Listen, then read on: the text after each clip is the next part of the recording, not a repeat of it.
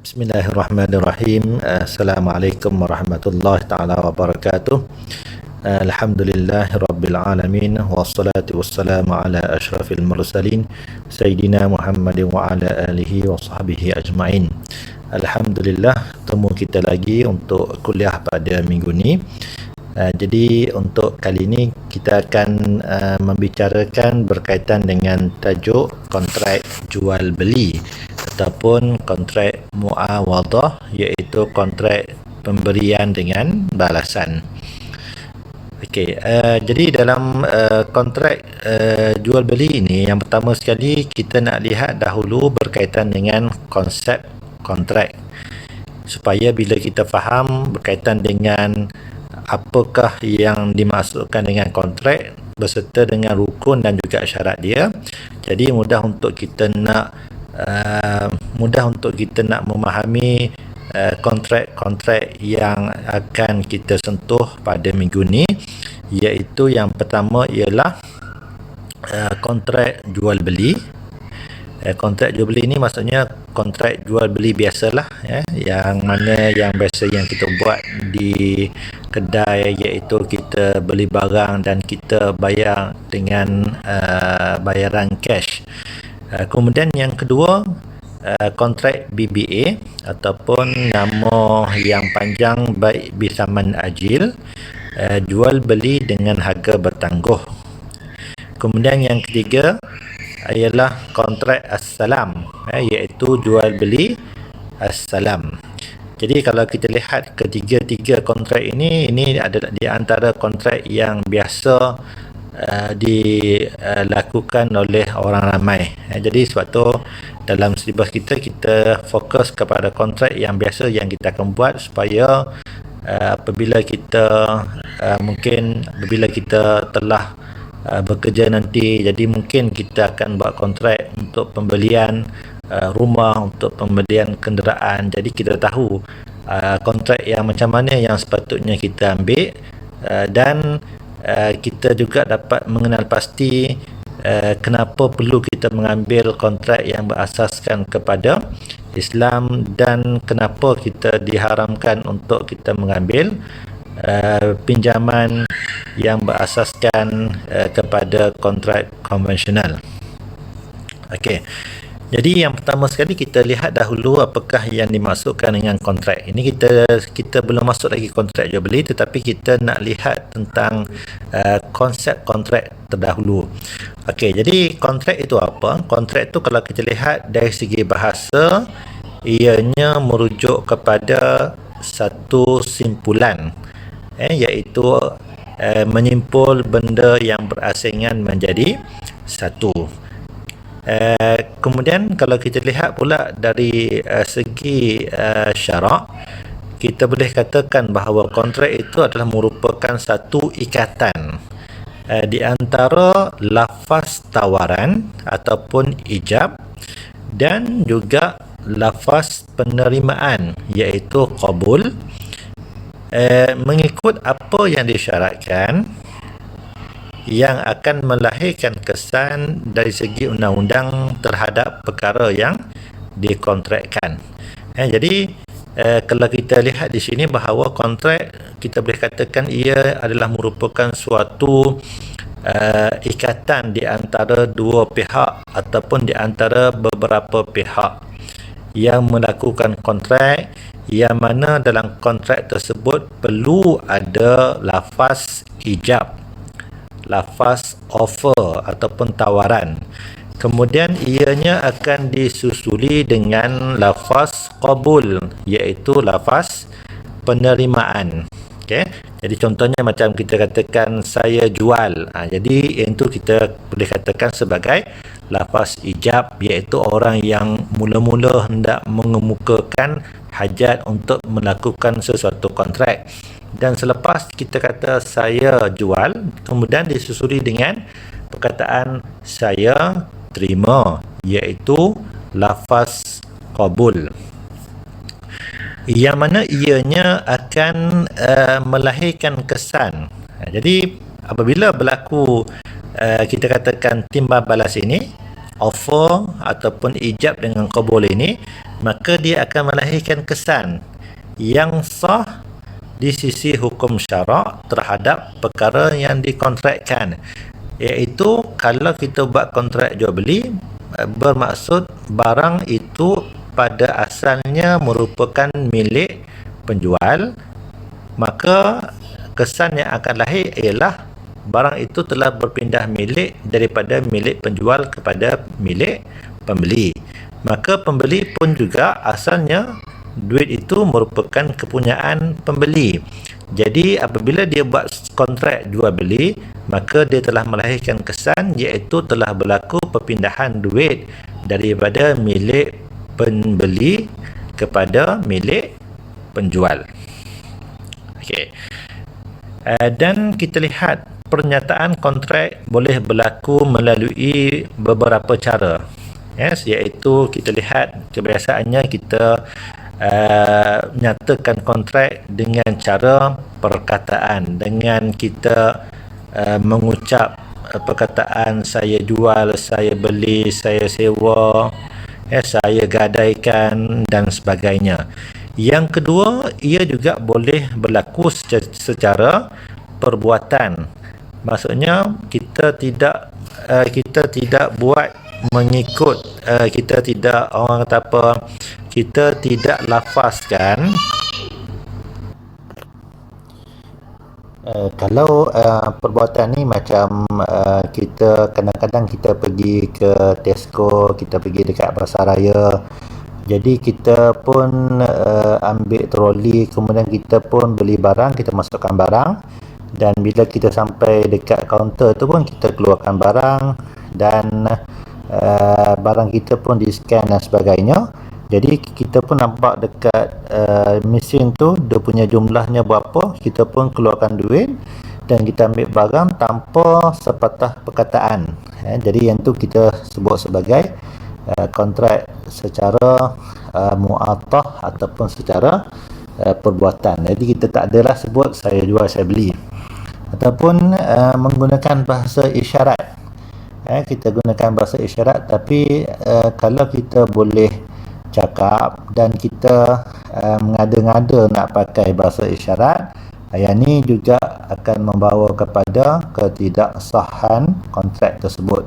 Sebab apa? Sebab kita boleh cakap. Jadi isyarat ni bagi mungkin orang yang tak boleh nak bercakap, jadi dia akan komunikasi dengan menggunakan bahasa isyarat. Ataupun kita pergi ke negara yang kita tak faham bahasa dia dan dia pun tak faham bahasa kita, macam kita pergi ke Jepun, jadi kita cakap bahasa Inggeris pun dia tak faham, dan dia cakap bahasa Jepun pun kita tak faham. Jadi maksudnya komunikasi akad itu akan berlaku secara bahasa isyarat, ataupun boleh juga berlaku secara tulisan, macam kita tulis, kemudian kita bagi kepada tuan kedai, kita beritahu apa dan sebagainya. Jadi maksudnya secara tulisan, ataupun sekarang ni mungkin kita katakan secara online dan sebagainya, kita just hanya klik, lepas tu kita pun pilih dan sebagainya, dan pembayaran pun secara online. Itu juga kita boleh katakan ianya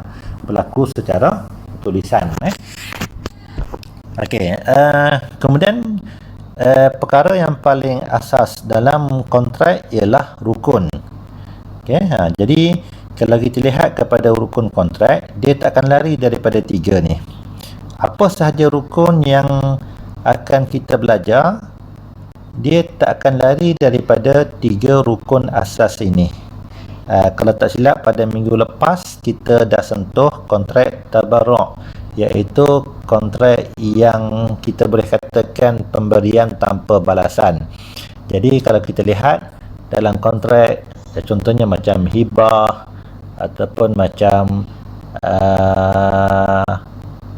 wasiat, wakaf, dan dalam tu pun kita dah didedahkan dengan kontrak wasiat dan sebagainya.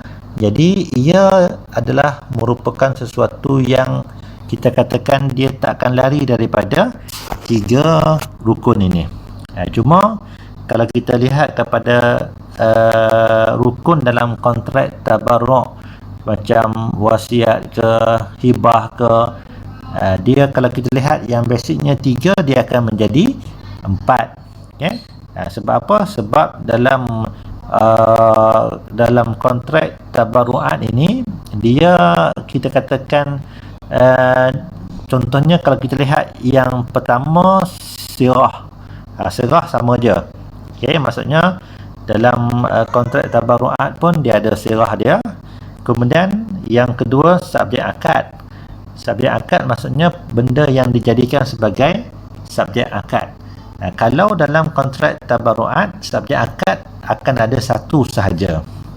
Ya, sebab apa? Sebab dia kontrak pemberian tanpa balasan. Jadi apa yang orang tu beri itu adalah merupakan subjek akad. Kemudian yang ketiga adalah pelaku akad, iaitu orang yang melakukan akad, mungkin 2 orang ataupun mungkin 3 orang. Jadi sebab tu kalau kita lihat dalam daripada 3 rukun ini, kalau kita sentuh berkaitan dengan rukun dalam kontrak tabarruk, macam wasiat, hibah dan sebagainya, kita akan dapati bahawa rukun kontrak tersebut akan ada 4. Okay, akan ada 4 daripada 3 ni, kan? Jadi sirah macam biasa, subjek akad pun macam biasa, dia satu je. Kemudian pelaku akad dia ada dua pihak, kan? Contohnya macam kita lihat dalam rukun hibah, contohnya dia ada pelaku akad, dia ada 2. Jadi sebab tu rukunnya pelaku akad ni pecah kepada 2, iaitu rukun yang pertama ialah pemberi hibah, rukun yang kedua adalah penerima hibah, kan? Kemudian subjek akad dia macam biasa, jadi rukun yang ketiga adalah barang yang dihibah. Kemudian rukun yang keempat adalah sirah, iaitu perkataan yang menunjukkan perbuatan itu akan melahirkan kita katakan maksud hibah itu. Okay. Tapi bila kita sentuh nanti dalam kontrak jual beli, kontrak jual beli maksudnya pemberian dengan ada balasan. Jadi daripada 3 rukun yang basic ini, dia akan lahir menjadi 5 rukun. Jadi di mana tambahannya? Tambahannya adalah dalam subjek akad. Sebab apa? Subjek akad tu dia akan pecah kepada 2. Sebab apa? Sebab ada pemberian dan ada balasan. Contohnya kalau macam kita lihat dalam jual beli, contoh kita lihat nanti dalam kontrak jual beli, rukun yang pertama adalah penjual, rukun yang kedua ialah pembeli, rukun yang ketiga ialah barang yang dijual, rukun yang keempat ialah harga. Harga, kalau macam pertukaran itu di antara barang dengan harga, maksudnya yang keempat itu adalah harga. Dan yang kelima ialah sirah. Okey. Kemudian kita lihat setiap rukun ada syarat-syarat yang tertentu. Okey, contohnya kita lihat rukun yang pertama iaitu sirah. Yang mana sirah ini kalau kita lihat ia terdiri daripada dua elemen, iaitu yang pertama ialah lafaz tawaran ataupun ijab, iaitu merujuk kepada sebarang tawaran ataupun pernyataan permulaan untuk berakad yang disuarakan oleh pihak-pihak yang ingin berakad. Okay. Kemudian yang kedua ialah lafaz terimaan, iaitu lafaz qabul, iaitu sebarang terimaan ataupun pernyataan dari pihak kedua yang lahir sesudah pernyataan pertama. Okey, jadi contohnya kita lihat di sini, kalau A menyatakan hasrat dia kepada B untuk membeli barang kepunyaan B dan B bersetuju untuk menjualnya. Jadi di sini kalau kita lihat A, kita boleh katakan bila dia nyatakan keinginan dia untuk membeli barang, maka ini A ini dinamakan sebagai lafaz ijab. Kemudian yang kedua, apabila kita offer, maka orang yang setuju itu dinamakan sebagai lafaz qabul. Jadi kalau kita lihat di sini, kadang-kadang penjual itu boleh menjadi lafaz ijab, dan kadang-kadang penjual juga boleh menjadi lafaz qabul.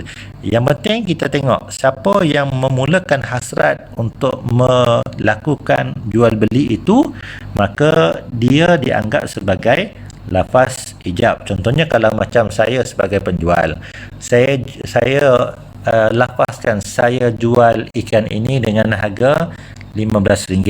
Jadi itu kita katakan lafaz ijab. Manakala pembeli akan kata saya beli.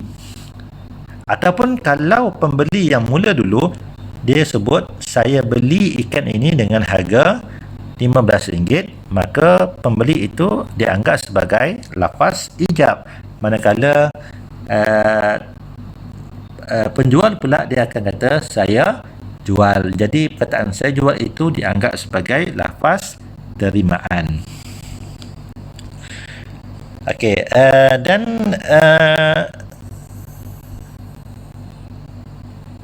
dan kita lihat bagi menjadikan rukun ini sebagai rukun yang sah, maka ia tertakluk kepada syarat tawaran dan juga syarat terimaan.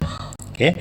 Jadi kalau kita lihat di antara syaratnya, yang pertama ialah kelayakan, orang yang ada keahlian untuk melakukan kontrak. Sekurang-kurangnya dia mesti seorang yang berakal dan mesti sampai usia baligh. Nanti kita akan detailkan yang pertama ni. Kemudian yang kedua, persamaan kehendak ketika akad. Jadi maksudnya perkara yang kita jadikan sebagai subjek akad itu dia kena tally di antara lafaz ijab dengan lafaz qabul. Contoh, katakanlah kita kata saya jual kereta dengan harga RM50,000, maka sepatutnya dia akan jawab saya beli kereta dengan harga RM50,000. Yang tu okey. Sebab apa? Sebab subjek akad tu dia kita katakan sama di antara perkataan ijab dan juga qabul. Yang tak boleh kita kata saya jual kereta, kemudian yang seorang lagi dia kata saya beli motor. Jadi maksudnya dia tidak ada persamaan di situ. Kemudian yang ketiga, terimaan berlaku dalam satu majlis, iaitu penerimaan hendaklah dilakukan dalam majlis ataupun dalam tempat akad yang sama dengan tawaran itu dibuat tanpa diselangi oleh sesuatu yang tidak berkaitan dengannya. Jadi maksudnya dia macam kita boleh katakan macam orang nak nikah lah. Orang nak nikah ni, kalau kita lihat apabila kita katakan wali kepada perempuan tu, dia sebut perkataan aku nikahkan kamu dengan anak aku dengan mas kahwinnya RM10. Itu kita boleh katakan lafaz ijab. Maksudnya dia kita katakan dia sebagai orang yang menyatakan hasrat untuk menikahkan anak dia ni dengan si A dengan mas kahwinnya sekian. Jadi lafaz qabul itu ataupun lafaz yang akan dijawab oleh pengantin lelaki itu, dia mesti kita katakan selepas sahaja Tok Kadi itu sebut lafaz tadi, maka dia kena terus sambut aku terima nikahnya. Dia tak boleh duduk senyap je. Contoh Tok Kadi kata aku nikahkan anak engkau dengan anak aku dengan mas kahwinnya RM1,000. Dia duduk blur lebih kurang dalam seminit, ataupun dia pergi sembang, Tok Kadi betul ke ni? Jadi maksudnya di antara ijab dan qabul itu diselangi dengan perkataan-perkataan yang tidak ada kaitan, ataupun dia diam dalam masa yang lama, duduk diam je. Kemudian alih-alih kata Tok Kadi saya pergi tandas dulu, yang berpeluh dia. Jadi bila dia balik, Tok Kadi saya terima nikahnya. Tak boleh. Sebab apa? Sebab dia dah jarak antara kita katakan ijab dan qabul itu, dia jaraknya agak lama. Sama juga macam jual beli, lebih kurang macam itulah. Kita nak faham. Maksudnya bila kita offer, contohnya saya offer kepada kamu, saya jual kereta saya dengan harga RM50,000. Kamu pun, Ustaz, apa kata kalau kita tengok kereta dulu dan sebagainya. Maksudnya kita sembang benda lain, kan? Lepas tu bila saya nak keluar, betul, katakanlah saya dah keluar daripada kelas, kamu pun jawab, Ustaz, saya beli. Itu tak boleh. Sebab apa? Sebab di antara ijab dan qabul itu dia tidak berlaku dalam majlis akad. Maksudnya saya dah keluar ataupun kita dah sembang benda lain, alih-alih kamu nak qabul. Jadi tak boleh. Maksudnya kalau kamu nak beli, kita akan mula dengan kita katakan lafaz ijab dan lafaz qabul yang baru. Okey. Kemudian komunikasi akad ini saya dah sebut tadi. Dia boleh berlaku secara lisan ataupun isyarat, ataupun ia boleh berlaku secara surat ataupun tulisan, ataupun ia juga boleh berlaku secara perbuatan ataupun secara mu'atah. Cuma di sini kita lihat jumhur ulama boleh.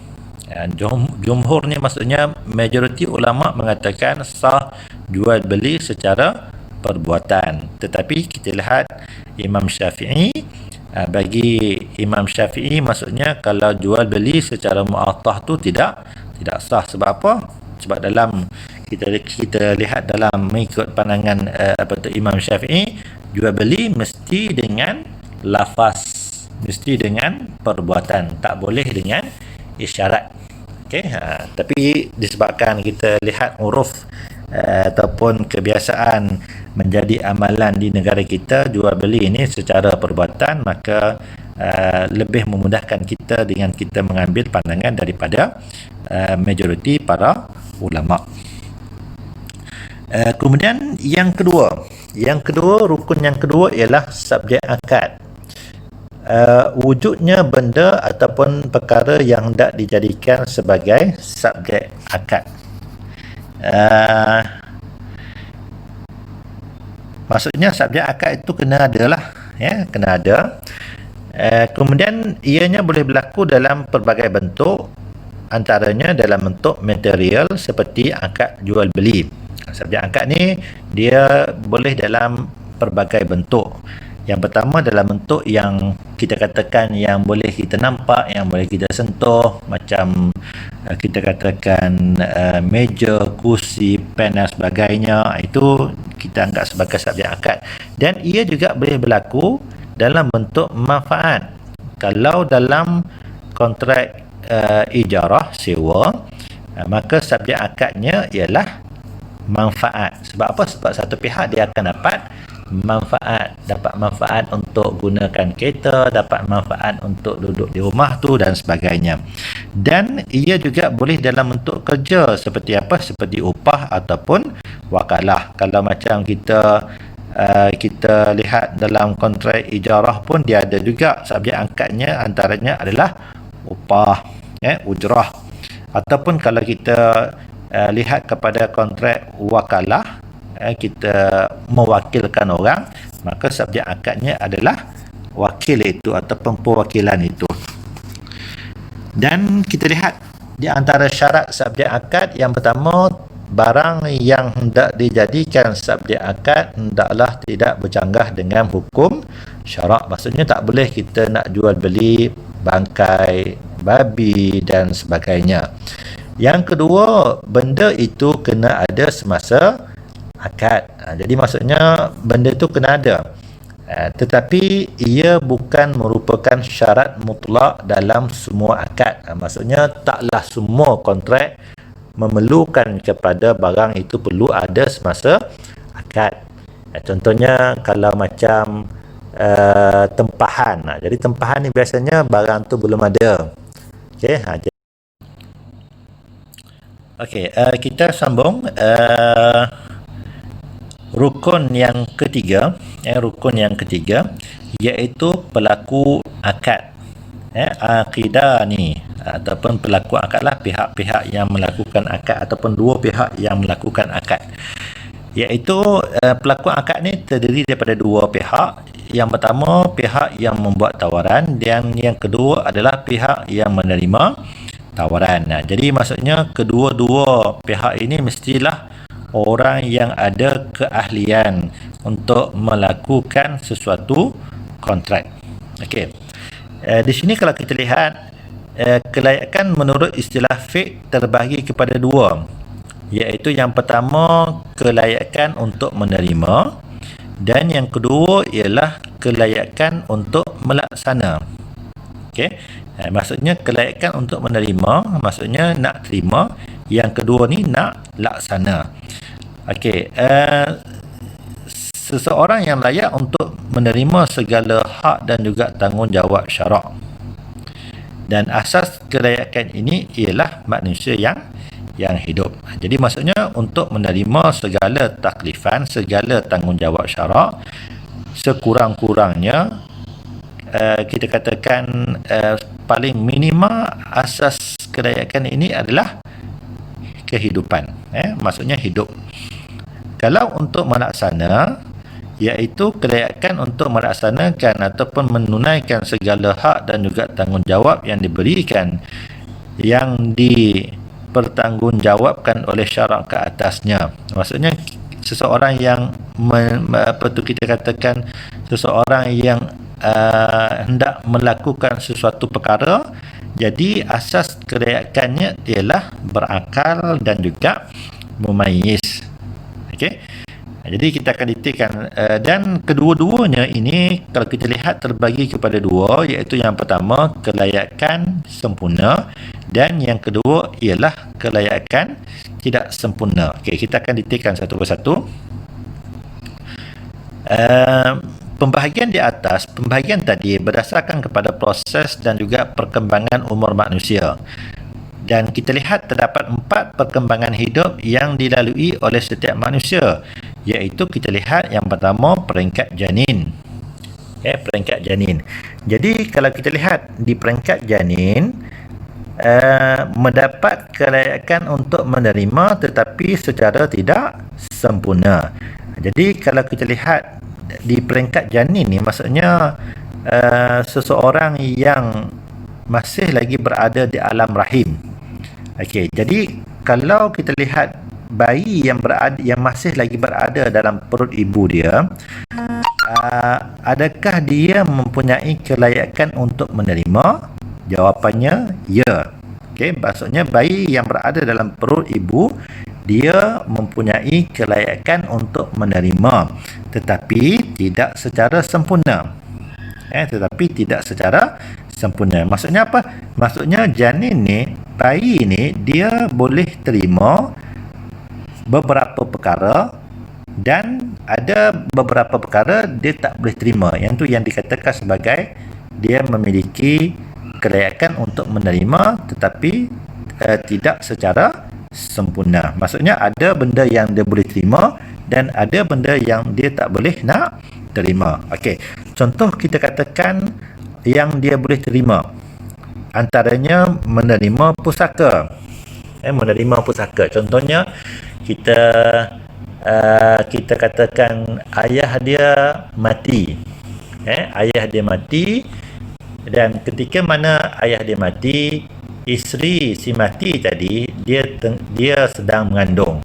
Dia sedang mengandung katakanlah 5 bulan. Okay, jadi maksudnya bayi tadi dia masih berada dalam peringkat janin. Dia masih lagi berada di alam alam rahim. Okey.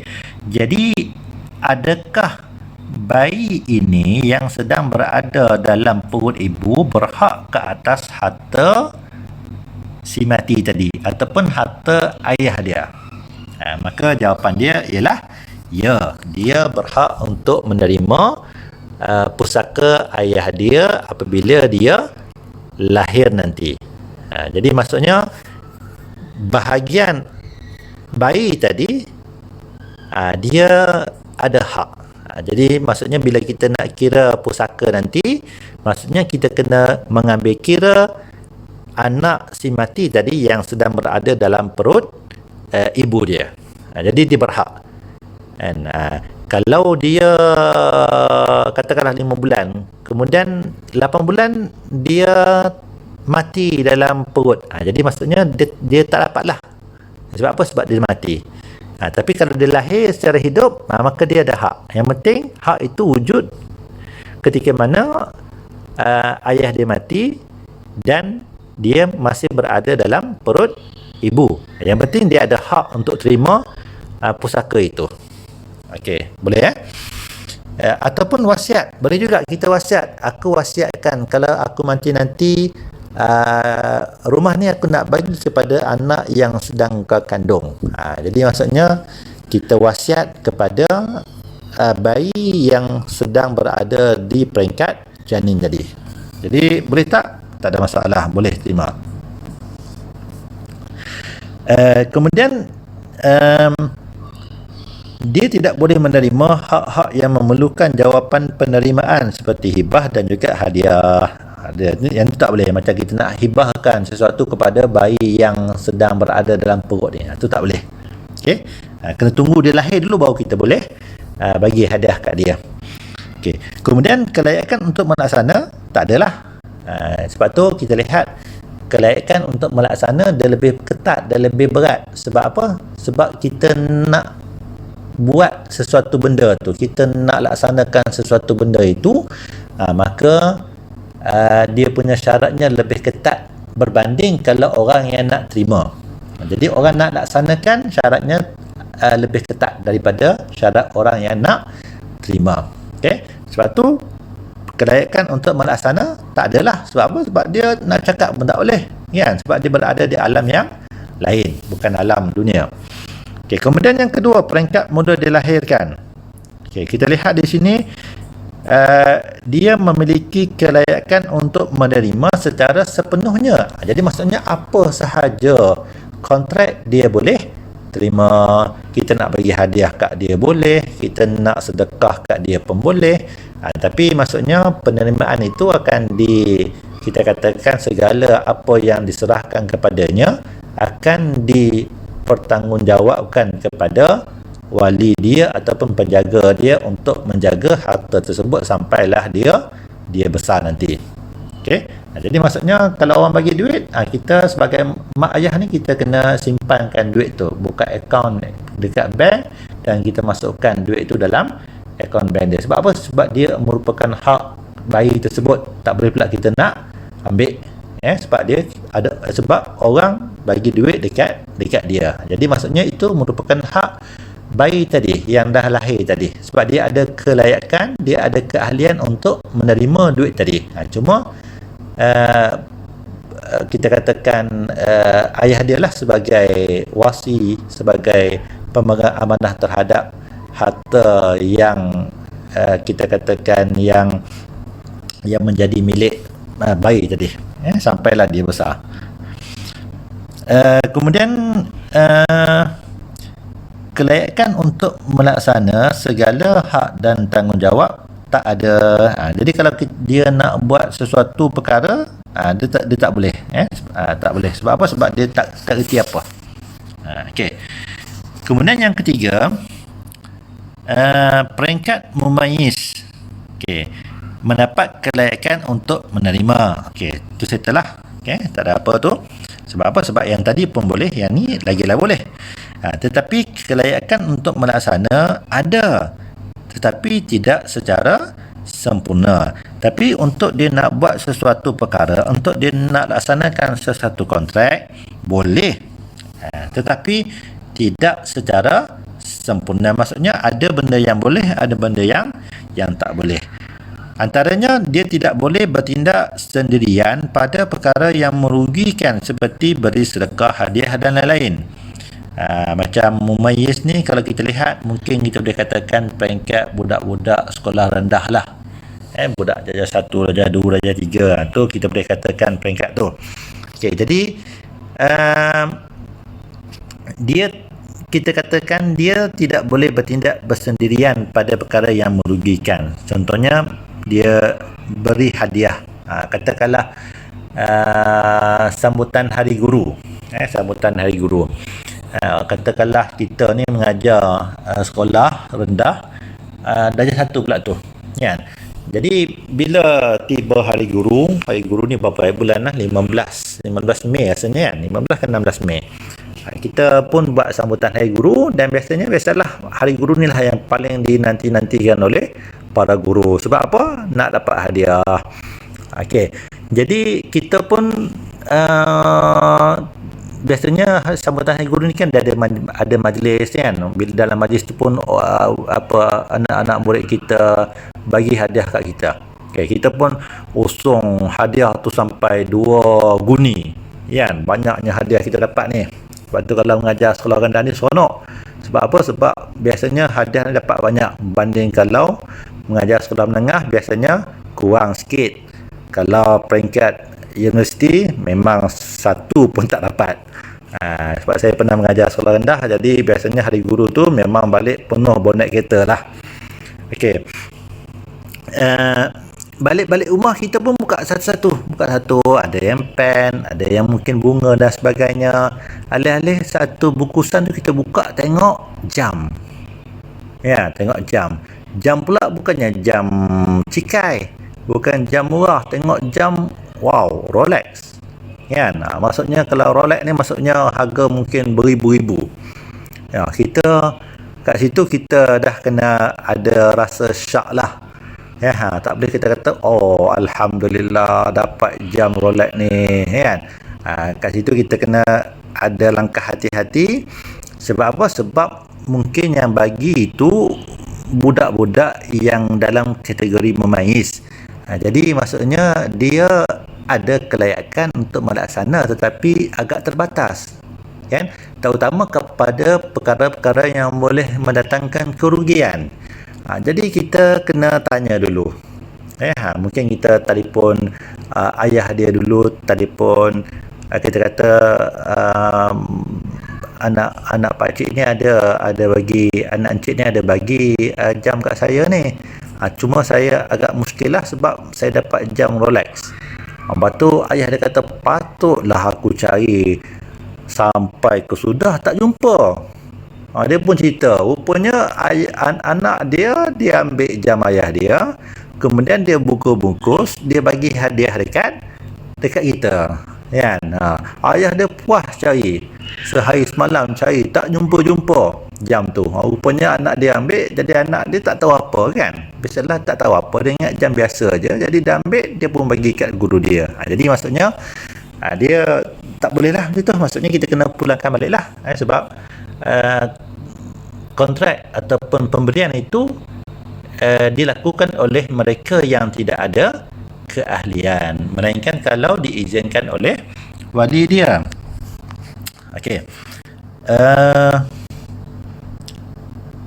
Dalam urusan yang berkemungkinan ada untung ataupun ada rugi, boleh atas izin walinya. Sebab tu kalau kita lihat di sini kita kena lihat satu persatulah tentang kontrak yang tak dilakukan oleh mereka yang dalam kategori memayis. Okay, nanti kita akan detailkan nanti sebab ada pandangan yang mengatakan memayis ni tak boleh melakukan sebarang kontrak, dia mesti sekurang-kurangnya baligh. Okay, kalau dia ada perbezaan pandangan. Ada pandangan mengatakan mumayyiz ni boleh buat kontrak tetapi tidak secara sempurna, maksudnya ada benda yang dia boleh, ada benda yang tak boleh. Tapi ada pandangan mengatakan mumayyiz pun tak boleh buat sebarang kontrak, nak beli pun tak boleh, kan. Dia sebab dia letak syarat paling minimum mesti capai umur baligh. Kalau kita lihat di negara kita ambil pandangan yang boleh lah, peringkat mumayyiz ni boleh, tapi maksudnya perlu ada kawalan lah. Sebab apa? Sebab kalau kita ambil pandangan yang mengatakan mesti baligh, jenuh saya rasa mak ayah terutama yang di sekolah rendah, sebab biasanya yang sekolah rendah tu dia belum balik lagi. Dari 1, 2, 3, 4 tu maksudnya kalau dia beli barang-barang dekat koperasi ke, dia beli barang makanan dekat kantin dan sebagainya, kontrak tu tak sah kalau kita mengambil pandangan mengatakan asas untuk melakukan jual beli mesti sekurang-kurangnya adalah baligh. Ya, jenuh kalau kita ambil pandangan macam tu. Sebab apa? Sebab mak ayah time waktu rehat kena pergi ke sekolah. Waktu rehat habis kosong office. Ataupun saya tengah mengajar pukul 10.30 kita berhenti sekejap. Nak pergi mana Ustaz? Saya nak pergi ke sekolah, nak belikan makanan untuk anak. Jadi banyak masalah nanti. Okay, sebab tu kita ambil pandangan yang lebih memudahkan urusan. Kemudian yang keempat, peringkat baligh dan juga cerdik. Yang ni tak ada masalah kerana orang yang berada di peringkat baligh, dan tambahan juga kadang-kadang ada setengah syarat dia letak bukan sekadar baligh, tetapi kena ada syarat tambahan, dia kena cerdik, ar-rushdu, cerdik, kena matang. Sebab kadang-kadang ada setengah kontrak dia ada syarat tambahan, ya baligh tapi kena syarat tambahan mesti matang ni maksudnya kalau baligh ni kadang-kadang 9 tahun dah baligh dah, terutama kalau orang perempuan kan. Tapi maksudnya dia belum ada, kita katakan, kematangan itu lagi untuk fikir baik buruk dan sebagainya. Okey, kemudian ini di antara halangan mendapat kelayakan secara semula jadi, contoh